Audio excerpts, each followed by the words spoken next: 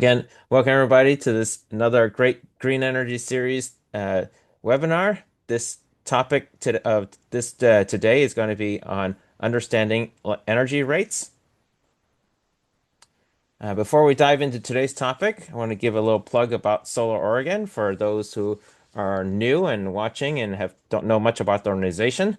So Solar Oregon is a member-based nonprofit organization with beginnings dating back to 1979. Gosh, back then solar was a great technology, but it's nowhere near what it is today. Our mission is to be a bold voice and trusted educational resource to empower all individuals and communities across Oregon and alliances throughout the Pacific Northwest to adopt solar energy.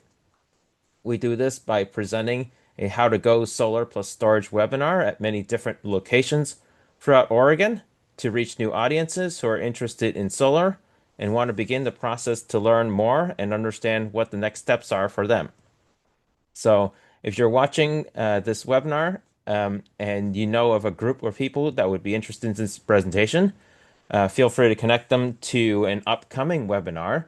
We post all of our upcoming webinars on Solar Oregon's Eventbrite. So if you search Solar Oregon Eventbrite on Google, it's like the first hit on Google, and then you can click on that link and see the Eventbrite's upcoming events. You can also reach out to Solar Oregon to plan a date and time for a specific special presentation for your group at a time that works well. And this webinar, special webinar for your group could happen online or in person. So either options are available. We also organize solar tours each year.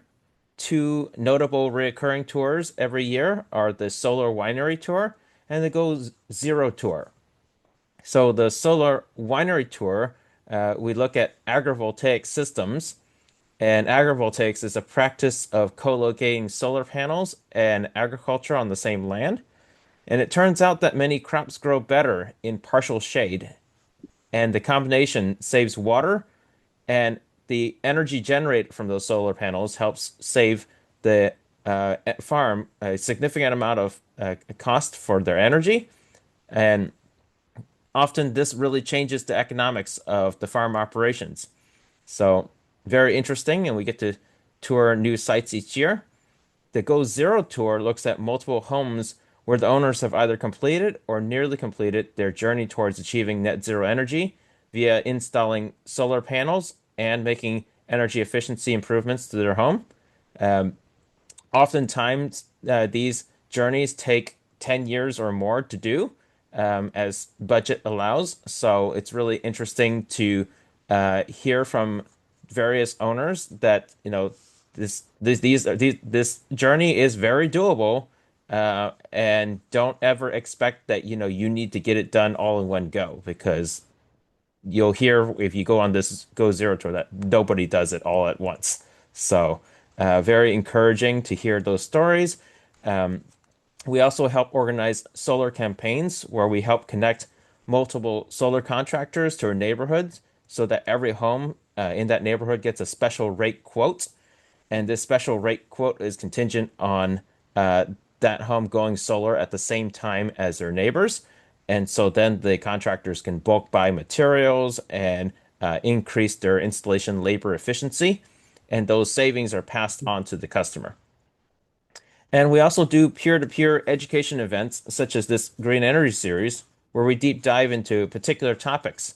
In the past, we've explored topics like cold climate portable and window heat pumps. So if you're a renter, for example, and you are not allowed to drill the holes into your wall, or you can't convince your landlord to switch to a more efficient heat source, you can buy a portable heat pump or one that sits inside a hung window. And you can take this heat pump with you when you move out. So that's one topic we've explored in past webinars.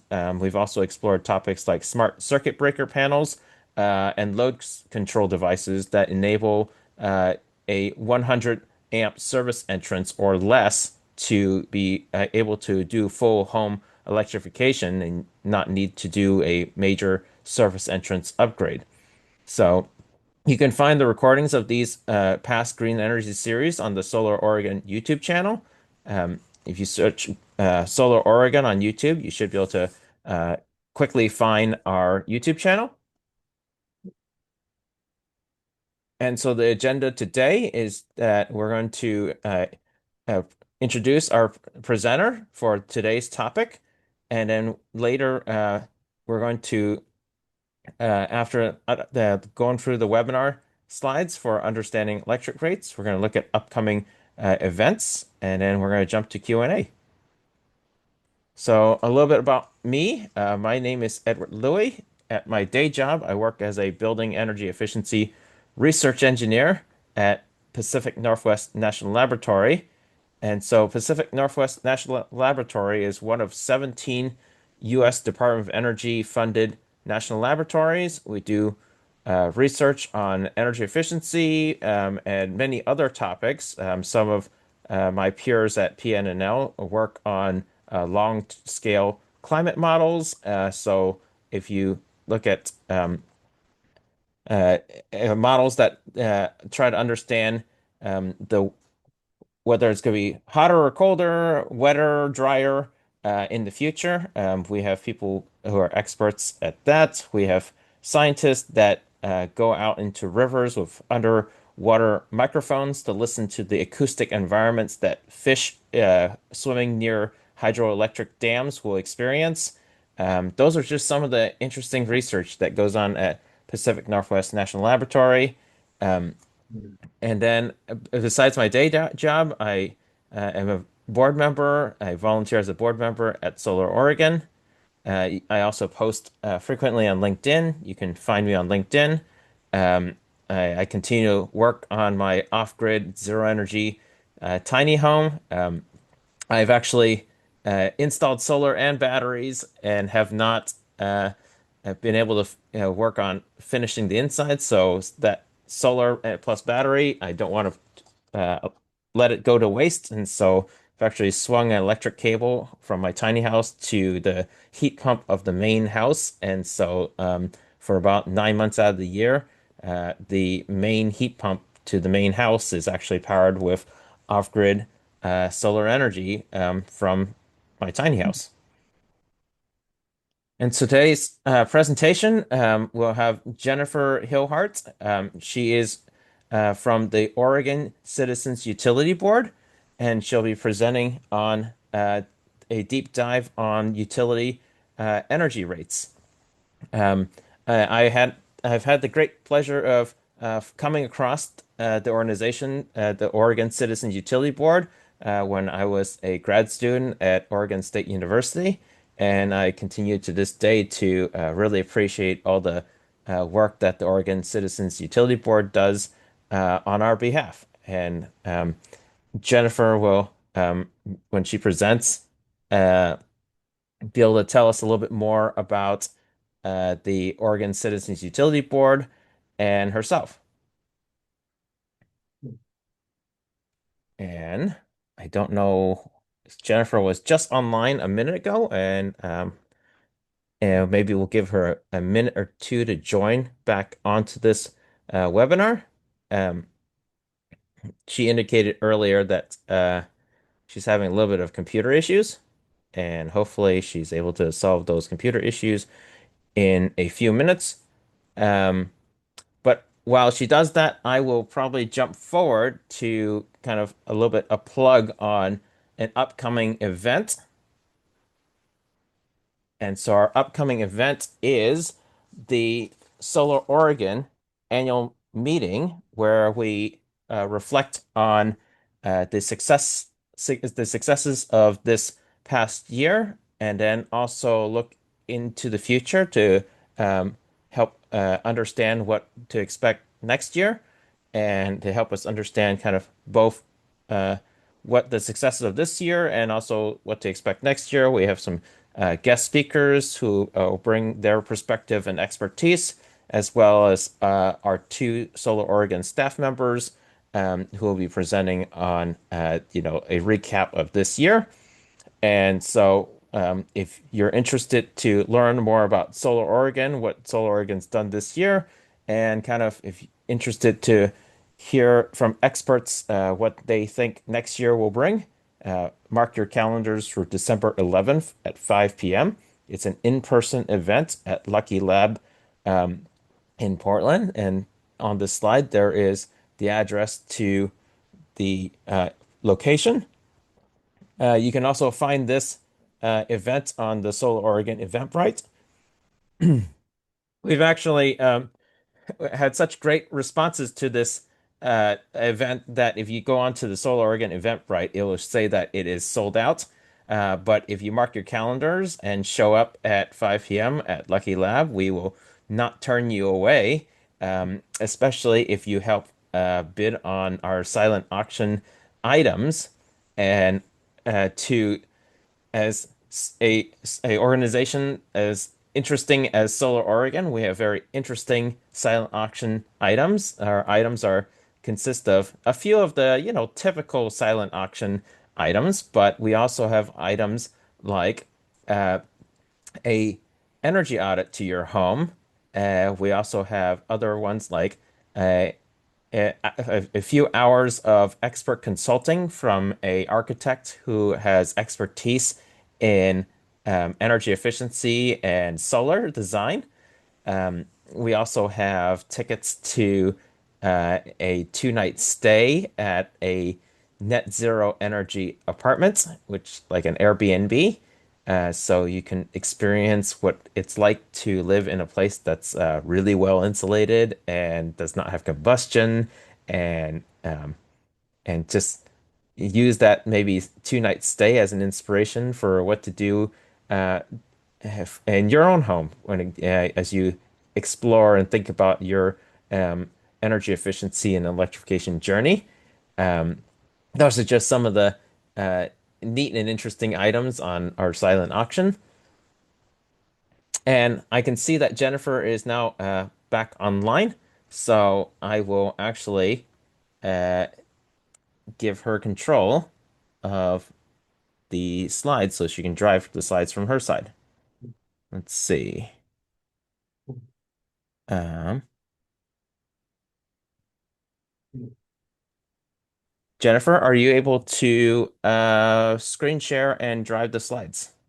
Yes, I believe I am. And thank you. Sorry about that. My Zoom just crashed and forced me to Oh, no restart. worries. Not very, electronics don't seem to like me today. They always happen Um, at the worst time.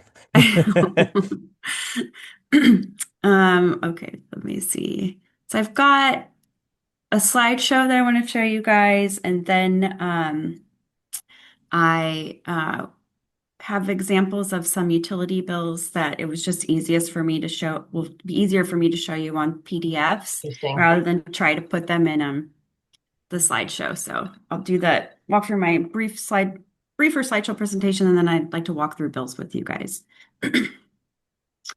All right, let's share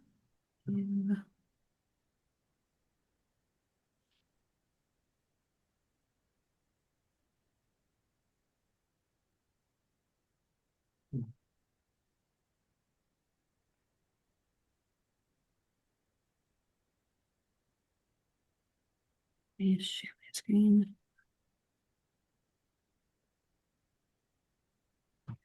Yeah, you should be able to choose between sharing full screen windows or Mhm. specific application windows. Okay, Okay. y'all see that? Yep, I Yep. see it. Great. Okay, so hello, I am Jennifer Hillhart. I am the Policy and Program Director at the Oregon Citizens Utility Board. I am here to talk about, hopefully help understand energy rates and your bills today. I'll walk through my presentation, and then I'll bring up the bills and walk through, but feel free, to ask me any questions as we go through. It's just a little bit about Oregon Citizens Utility Board, or CUB. We've been around for over 40 years, and we are an independent nonprofit established by referendum. And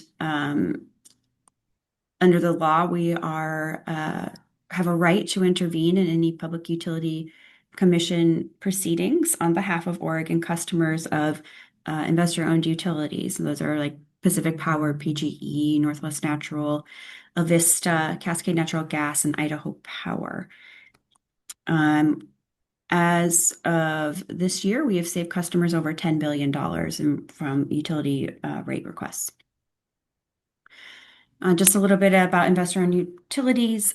They are essential service providers, so they are regulated, but they are also very asset heavy. The model of utility rate making is that they spend money to make money. We have argued that this model is outdated, and in this last legislative session, passed House Bill 3179, which tips the scales a little bit more into customers' favor, saying that the utilities, when they come in for one of their large rate increase requests, they have to do an economic impact analysis on customers, not just their shareholders. The Oregon Public Utility Commission must set rates that are balance the interests of the utility and its customers, that provide the company enough revenue to keep operating, providing reliable service, but also rates must be just and reasonable and essentially in the public interest. Some recent cost drivers has not been clean energy, despite what you might hear from folks and maybe on the right. But it's inflation, fossil fuel costs, with the war in Ukraine, that's made fossil fuel prices volatile, increasing electricity demand, specifically for large energy users like data centers. Most of the distribution and transmission infrastructure is at the end of its useful life, so the timing is not great. So we're having to replace a lot of those just because of their age, not just necessarily because of the transmission needs we have.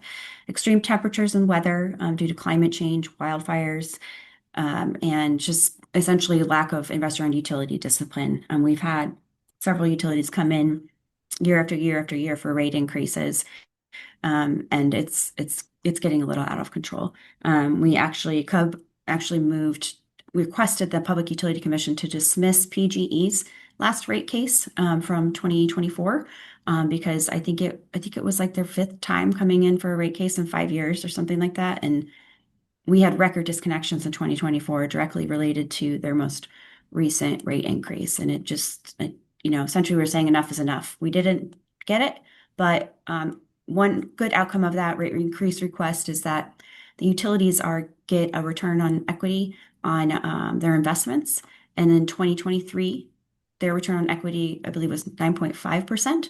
And in this 2024 rate case where we had asked to be dismissed, the commission actually lowered their return on equity to 9.35%, sending a signal that they need to, and they specifically said they need to cut costs and reprioritize, establish better priorities for what they are asking for. Just high level, some load growth, as I mentioned earlier, for PGE specifically. And I have this information because PGE's currently has a docket before the commission that is establishing a new rate tariff for large load users like data centers and cryptocurrency. And they are the cost driver or the driver of PGE system load growth. In this last legislative session, the legislature passed the Power Act, which directs the Public Utility Commission to establish a separate rate class for these extremely large load customers due to their unique energy needs. They're basically running at peak all of the time. Just some recent rate case outcomes. You can see, over the years, which of the utilities have come in. We've got PGE, PGE, and same for Pacific Power. Idaho Power just came in for a rate case last year, the first one it had in over 10 years. So, they're not required to come in. They come in when they want to come in. But we actually have a new law that passed last session as well. We had a lot of energy affordability laws passed. It was through HB 3179, the FAIR Act, Fairness and Affordability in Residential Rates, Residential Energy Act. And as part of that, the commission utilities are going to have to develop multi-year rate plans, and they have to come in at least every 7 years, but no later than every 3 years. So between 3 to 7 years. And the idea behind that is, we're being very intentional about making sure those multi-year rate plans are customer centered and aren't a means for utilities just to get whatever kind of, automatic rate increases that aren't just unreasonable, but it will help create more predictability in rate increases, which we intend to be in the customer's interest. Again, I mentioned these expected future and cost drivers. And then here's more data on PGE's load growth. So if you see, like, if we didn't have data centers, PGE's load growth is actually declining. So it's a significant cost driver. And part of what CUB is doing is saying these data centers need to pay their own way. I will share this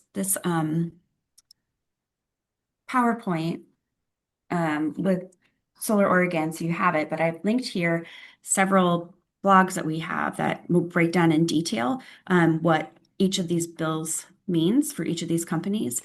And I've also, just for fun, linked Bob Jenks, our executive director's opening testimony in the last PGE rate case, because he really goes after PGE for their bill. I think there were 46 line items at the time he wrote that testimony, and customers were when they heard about PGE's rate increase, if you look at the bill, it's hard to really calculate what the general rate case impact was on the bill, because there's so many other charges and it's out of control.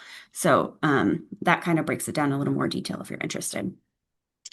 I'm going to stop share and pull up the bills, but I will, if anyone has any questions while I'm doing that, let me know.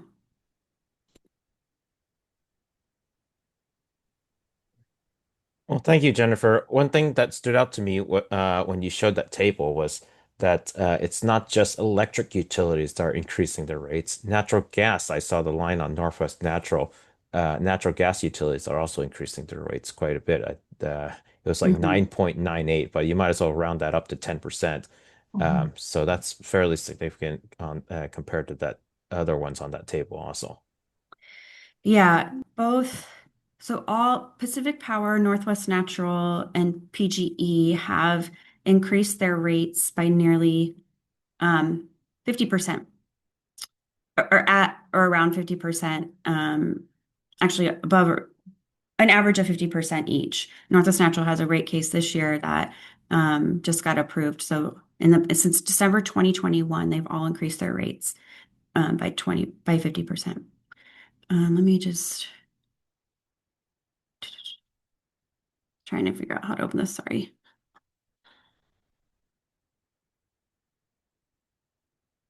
All right. So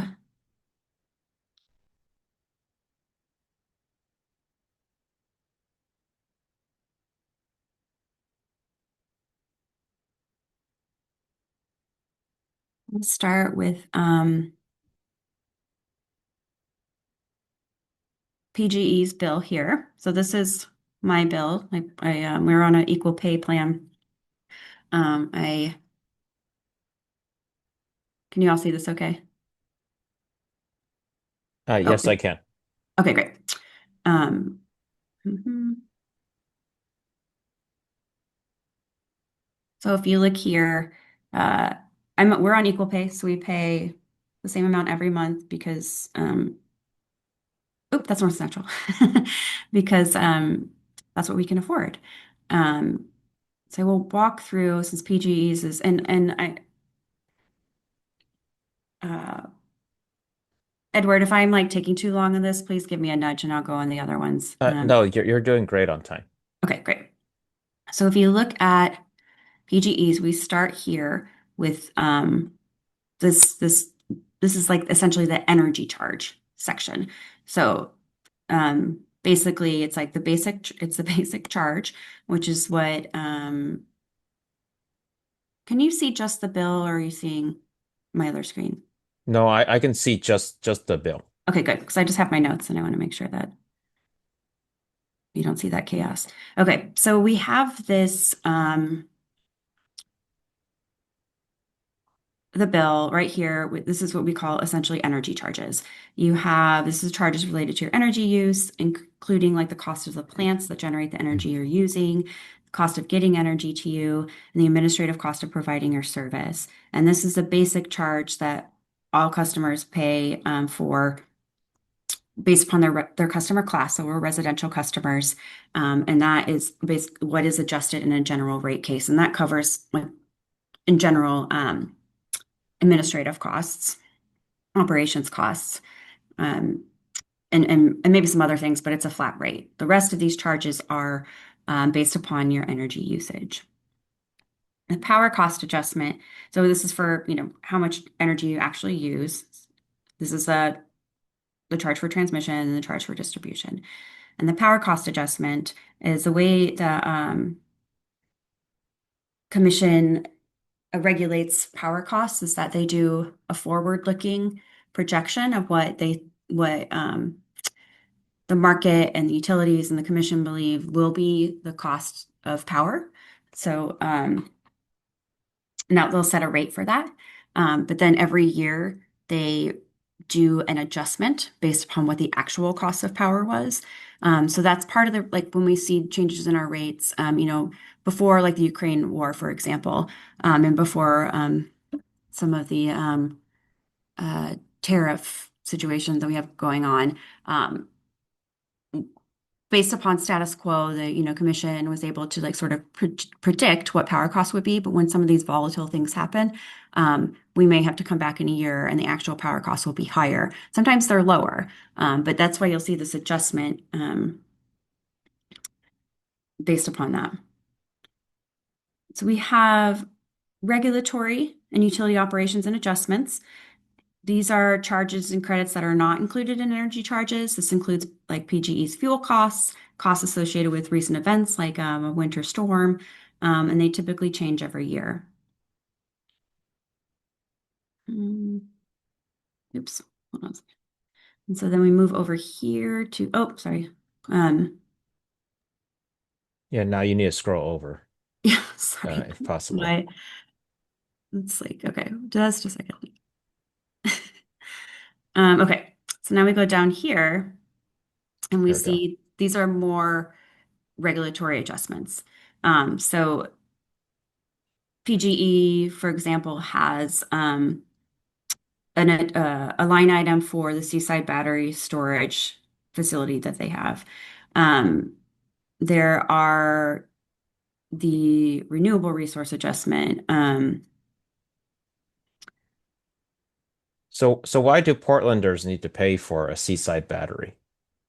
It's a great question. So the in general, the way rates are set is that they're socialized across all customer classes, and the commission will basically the utility will say this is how we think it should be, and the commission will look and be like, this is how those costs should be spread out. So for Seaside, for example, it's a battery storage facility that is one helping. It's part of the utility strategy for meeting its clean energy needs, but it's also creating a storage space to help all customers have less be subject to less power cost volatility in the event where they need power and have to draw it from Seaside. So we all benefit from it. I see. Um, so that's an example. I'm glad you asked that question because a lot of these type of costs are socialized across all customer classes because we all benefit from it.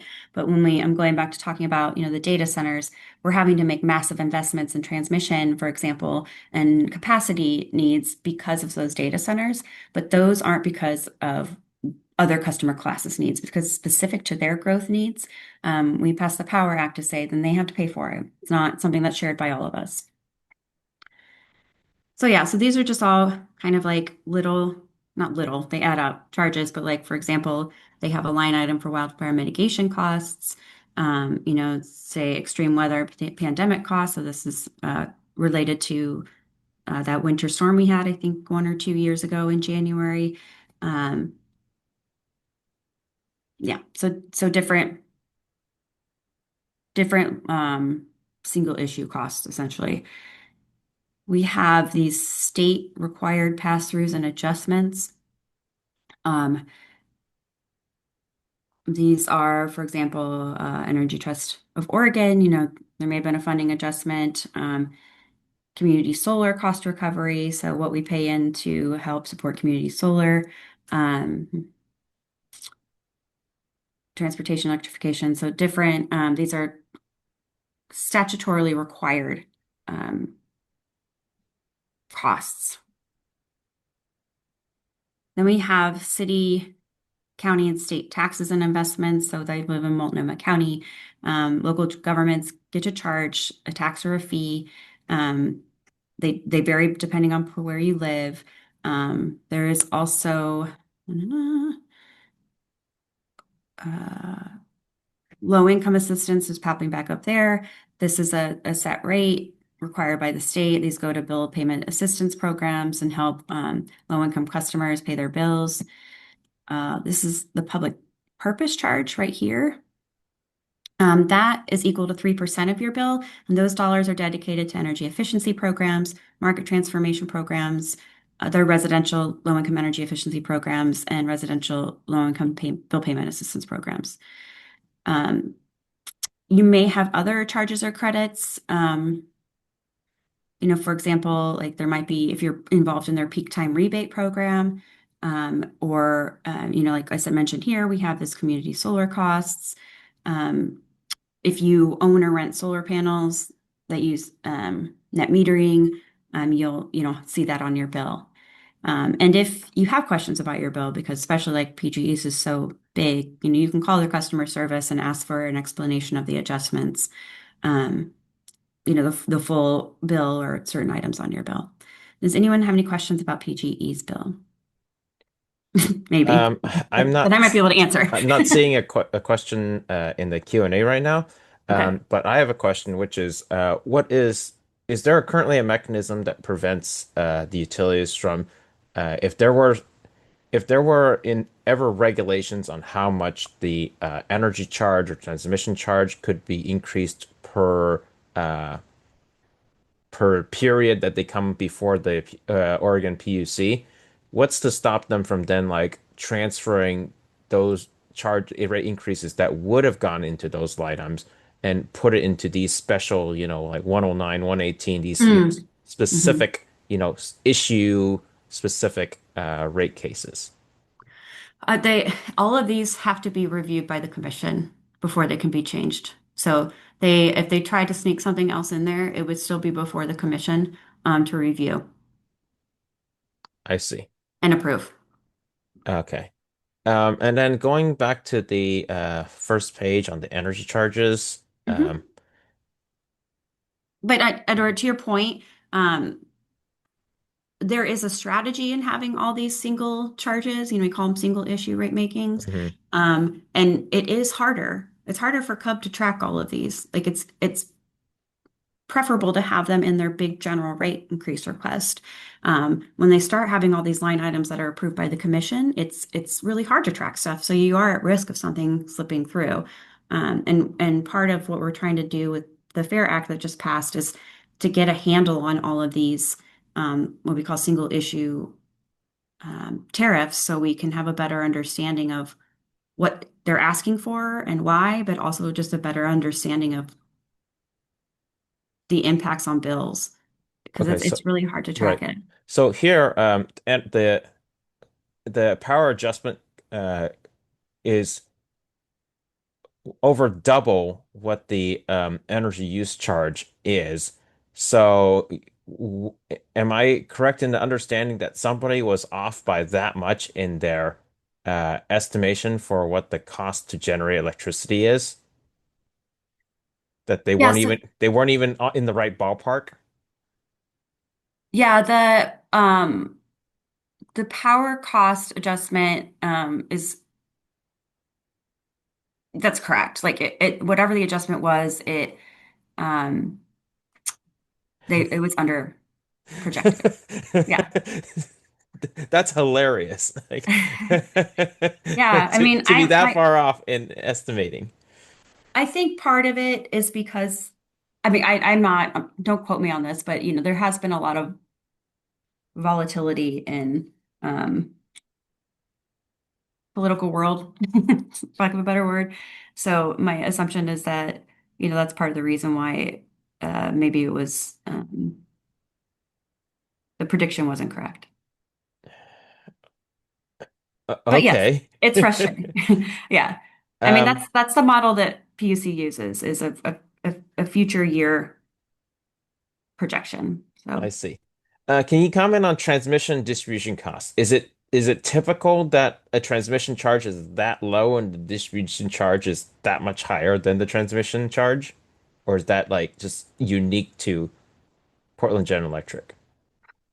we could pop over. It should be the same across similar across all electrics, but it depends. So transmission charge is like the cost of bringing the energy from the power plants to your area.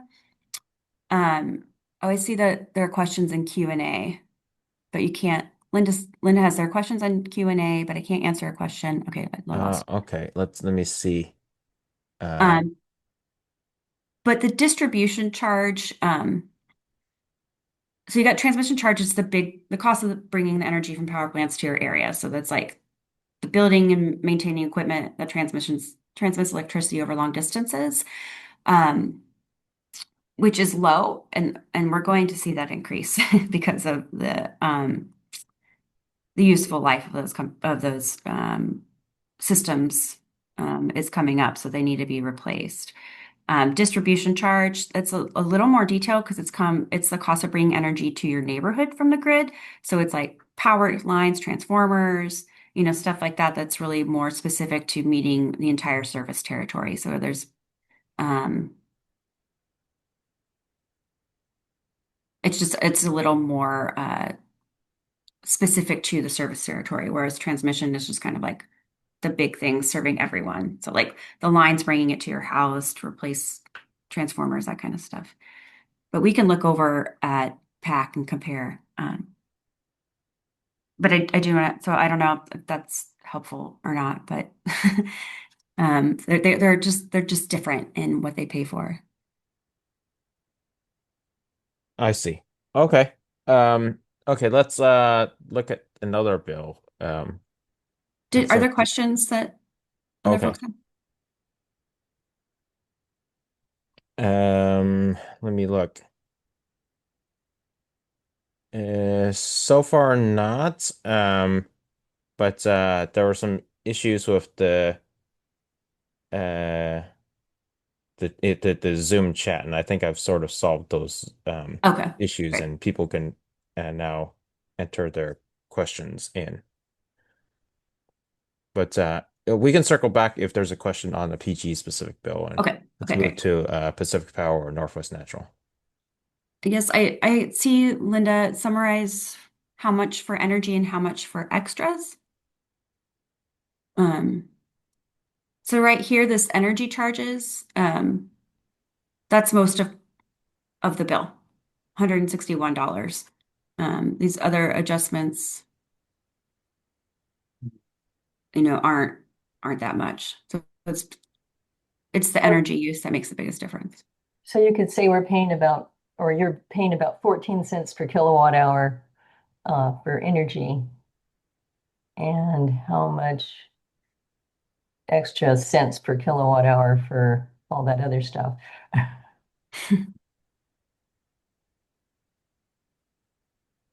Yeah. And we have a big house. Our house is like I don't know 2,200 square feet, so we could probably do better, but still it's very expensive. Um, all right, let's go to PAC or Pacific Power, excuse me. Um, so Pacific Power, this is a coworker of mine, Bill. Um, I think I've blocked out all the identifying information, but just in case, let's pretend like we don't see it. Um, but the first section of the bill shows the charges from last month and the new charges. Um, and then we go down so you can see that uh, residential Schedule 4, that's a residential customer class. Um, for all charges related to energy use, the amount of electricity used will be measured in kilowatt hours, as we know. Um, and Oh, let's just keep scrolling down. It's yeah, the new okay. charges, the where they break out. There we go. Supply, New. energy, system Hmm. benefits charges. Hmm. Um, Yeah, so you'll see one that they call them different things, which they are that's allowed to annoying. do. It is annoying.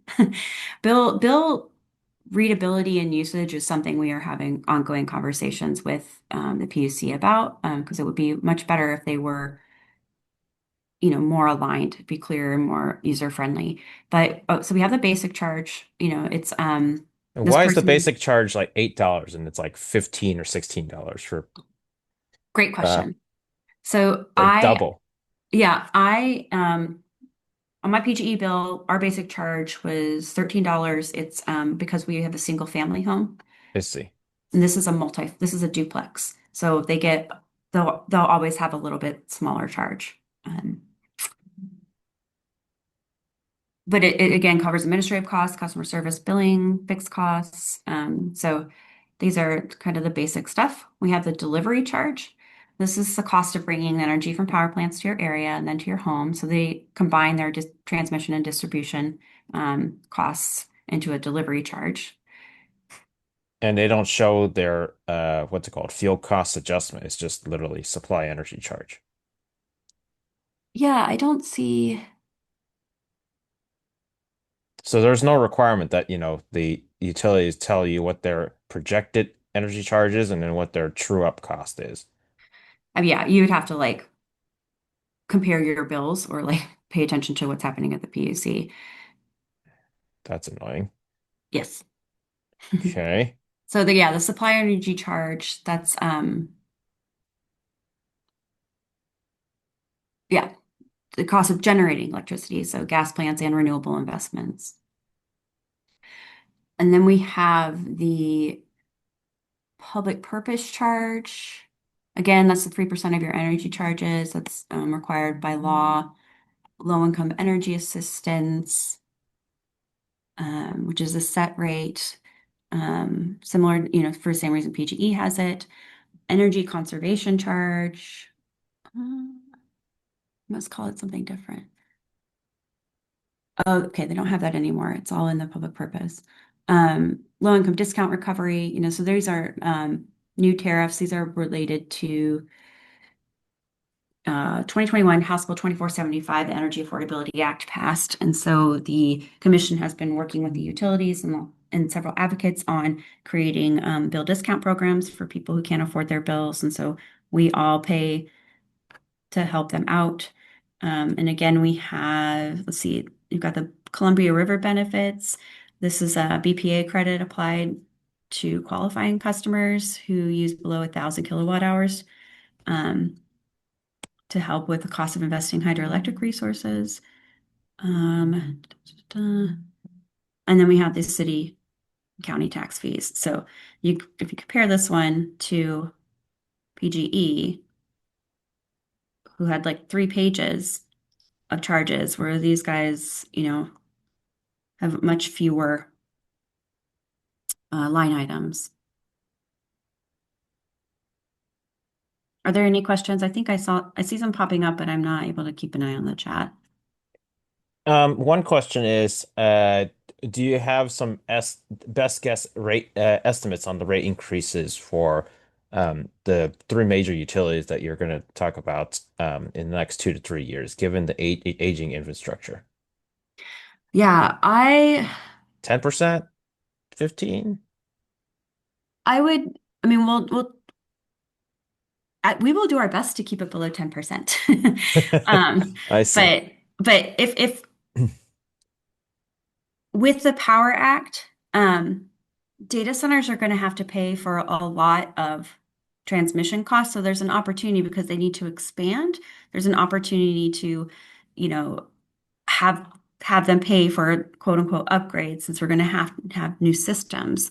So I think for the past, I mean, I know for the past like 5 years, we have been paying for the cost of data centers to come online, and they've been the biggest cost driver for PGE. They've been one of the big cost drivers for PGE. So now we're going to see what I'm hoping it won't be as bad as it has been. There will be increases, but they should, I mean, don't hold me to it, but like they should be less than 10% would be my prediction.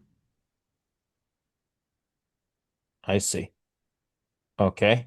Um, Do you want for me to go? No, go Yeah, ahead. keep going. And then for perspective, one of the attendees is giving us some perspective about apparently in Florida, there's a utility that has jacked the basic charge up to $25. So Hmm. even if you have solar, your basic charge is still not $8 or $13, but $25, which makes it so that when you go solar, you still have to pay quite a bit to the utility. Yeah, and I think, Oregon's one of the first states to implement a law like the Power Act. A lot of states are actually coming to us to for this reason because of the like rates will skyrocket if we have to socialize those costs. So Mhm. my assumption is maybe Florida is more of a data center friendly state, but I expect that would be part of the reason for such a high basic charge. Which reminds me, I'm gonna move. Is there another question? Another question is, can does the CUB or Public Utility Commission have input on towards the regulated utilities on their electricity source mix?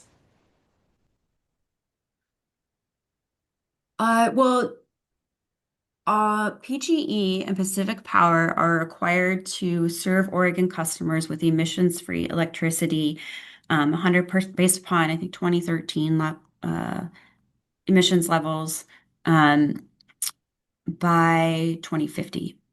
And they have uh, tiered requirements coming up for that. I think, and I'm sure some of you are familiar with House Bill 2021 from 2021. But essentially, they have to uh, decarbonize all their electricity sales in Oregon. They have to have 100% reduction in greenhouse gas by 2040. The first big deadline is 2030, where they have to meet an 80% reduction target, 90% reduction target in 2035, and then 100% by 2040. Utilities file clean energy plans showing how they're going to do it. So essentially, our role and the PUC's role is to hold them accountable to that. Um, So the Go ahead. the 2030 target's just right around the Yep. corner. Yep. Do you have you done some analysis? Do you feel like the investor utilities are on target to meet their 2030 goals for emissions reductions? We're concerned that they won't be. PGE should be fine. A big part of how they were going to meet their 2030 reductions was uh, because of the Coal to Clean Act. They have to be completely off um, using coal to serve Oregon customers by 2030. And that was going to be a big chunk of their reduction. PGE seems to be on track for 2030, but we are very concerned about Pacific Power. I'm happy to follow up with some blogs we have on that, but they have done a complete 180 in their plan. Originally, they were going to be focused on clean energy and, you know, having moving away from coal, but now they're proposing to convert a lot of their gas plants um, their coal plants to gas plants for power. So there are a lot of environmental advocates in CUB who are very concerned about this pivot. Been a lot of pushback. Their clean energy plan actually wasn't approved last year, but you know we're right to have some anxiety around it because they it doesn't look like they're going to meet those goals. And absent some kind of penalties from the commission, there are a lot of concern about how we're actually going to hold them accountable to that. There are a couple lawsuits. The Pacific Power has sued the commission on their decision on the clean energy plan last year. Um, and, to be candid, issuing that company penalties right now is probably also very present in the commission's mind just because of PAC's financial struggles. So it's not an easy spot to be in, but long way of saying yes, we advocate to hold them accountable, and encourage the commission not to approve any plans that are not going to help them meet their goals. I see. Okay. Let's dive into Northwest Natural. In Okay. terms of I'm curious what the dollar. I don't have a natural gas bill anymore, so I mean I don't know even what the dollar per therm is, but I've heard that it went up quite a bit as you alluded to. So Yes. So let me where are my notes? So Northwest Natural, this is my bill. We are also on equal pay with them. So going into winter, it's not very high. Um, but open it up. Okay. Down. Okay. So here you can see the charges. We have the monthly service charge rate. This is the same amount. This is kind of like the basic charge from the electric. It's the same amount, set amount that we pay every month, um, based upon customer class. It covers administrative costs, like the other ones, so similar. Gas usage, so it's cost of gas as well as delivering it to you, um, based upon, the amount you used in therms multiplied by the billing rate. Um, the billing rate has two parts. It's cost of gas, which changes every year on November 1st. 'Cause they do that adjustment, and then the cost of gas delivery system, which is updated every few years. We have taxes, so we've got um, Multnomah tax. It'll vary. Let's see, like Portland is this 2% franchise fee, so it'll be the same. It'll probably be similar name in other cities. It varies depending on where you live. And the public purpose charge, we have, Metro Metro has this housing services tax, Multnomah County tax, and then we have the public purpose charge. It's a 3%. And then we have the Schedule 335 fee, which is, sorry, that one is the bill discount program. And so there are two charges here, I believe, because the program changed within the year. So I know they're going through a process of like uh, all these bill discount programs are interim as the commission investigates, what are the best strategies for reducing energy burden. And so over time, there have been changes or adjustments as the program has been expanded, to be more fine-tuned to helping those out who are struggling to pay their bills. I see. Um, Yeah. And again, I have equal pay, so um, that's why my balance looks like that. sure, but the dollar per therm at the dollar 41 and dollar 33 per therm numbers, those are accurate to this month. Yes, because they adjust their gas charges on November 1st. I So see. that my bill, crossed over that. So you can see, well, it's October 31st now. So I had 8 days of the new charge. I see. Let's see. What is the customer charge for Northwest Natural? The base charge Like if you use is zero gas, and what is that monthly cost still if you use zero gas? you would have the monthly rate, and then you would still pay all of these things. I see. So it'd be everything but the gas usage charge. Okay. So right now in this bill, you use about $30 worth of gas, but the monthly service charge is about $7. See, this Yeah. is this Well, this is when you do the math on gas bills. This is what gets me. It's that like typically like the amount of therms used is not super high in most homes. But because it's not super high, then it's the monthly service charge kind of percent of the bill wise is kind of high. Like it's an Yeah, interesting thing to think about. yeah, yeah. And like you can see, and I have these two monthly service charge because they go from the first to the end of the month. So, Oh, uh, okay. I'm sorry. yeah, Yeah, people are saying yeah, it's $10 because you're adding seven and a yeah, quarter and two and three quarters. So it's $10. $10 on about $30 worth of gas usage. So like do the math on that. That's that's pretty high for the yeah, fixed cost. Kind of like the Florida example where like even if you use very little electricity, you still pay a really high base charge. That's kind of annoying.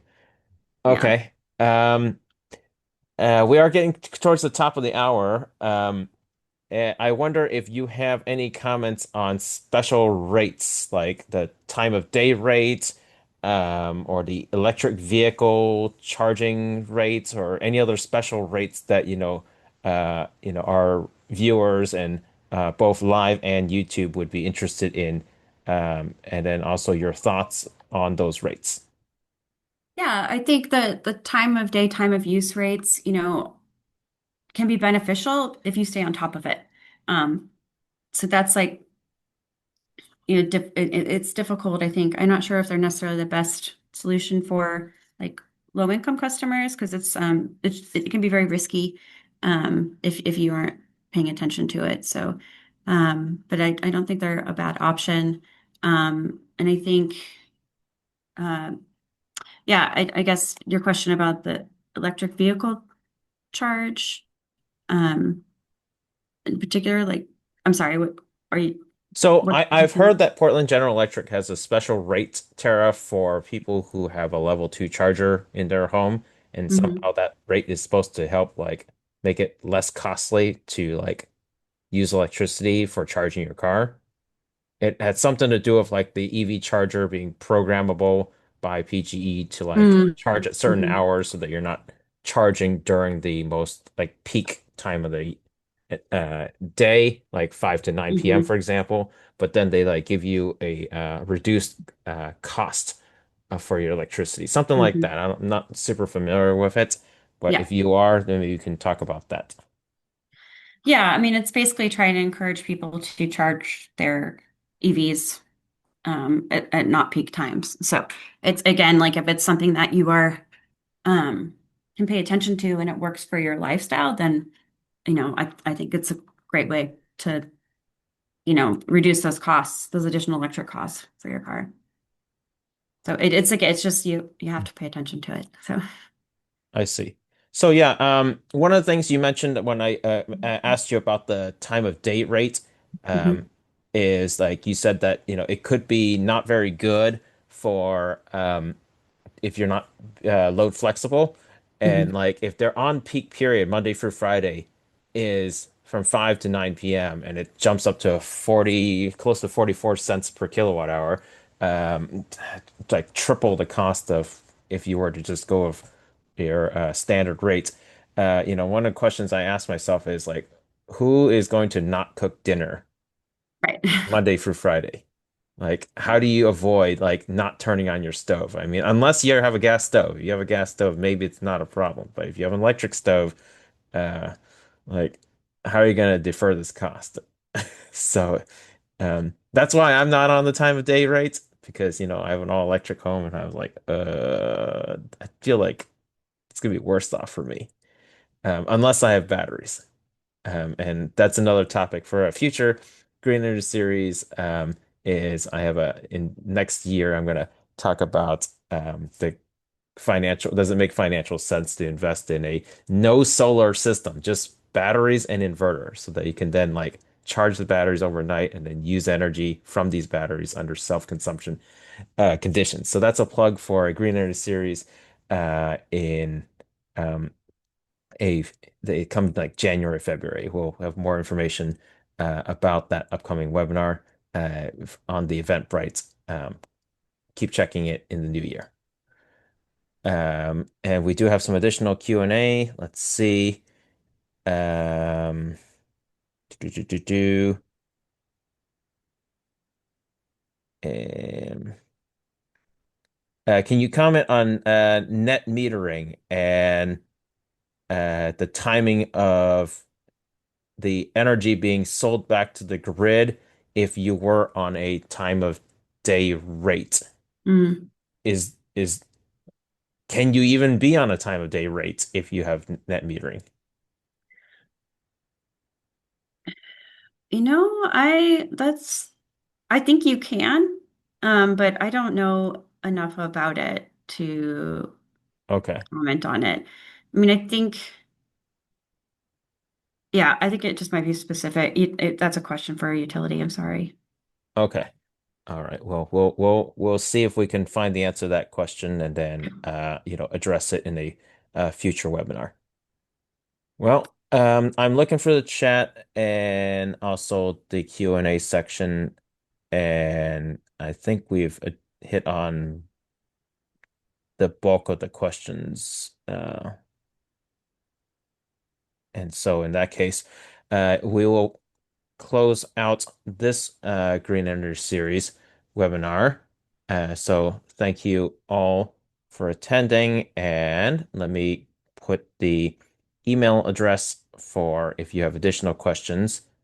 So there is our email address, info@solaroregon.org. If you have questions that you feel like didn't get fully addressed in this webinar, you can email us your questions, and then we'll then investigate it further. For example, that question about uh, having a time of day rates and solar. So then are you able to then like export power during the peak? If you were somehow able to export between like 5 p.m., like for example, during the summertime, it's still sunny at 5 p.m. or 6 p.m. Would you be able to sell power and at the 47 cents per kilowatt hour rates? We'll figure out what that answer is if you email us, and then we'll get back to you with the answer to that question. With that, thank you for attending, and we look forward to either seeing you at Lucky Lab in a few next week, or a next Green Energy Series, or a How to Go Solar Plus Storage webinar. Um, so, uh, thank you all for attending, and have a great rest of your Saturday. Take care, everybody. Bye Thank bye. you.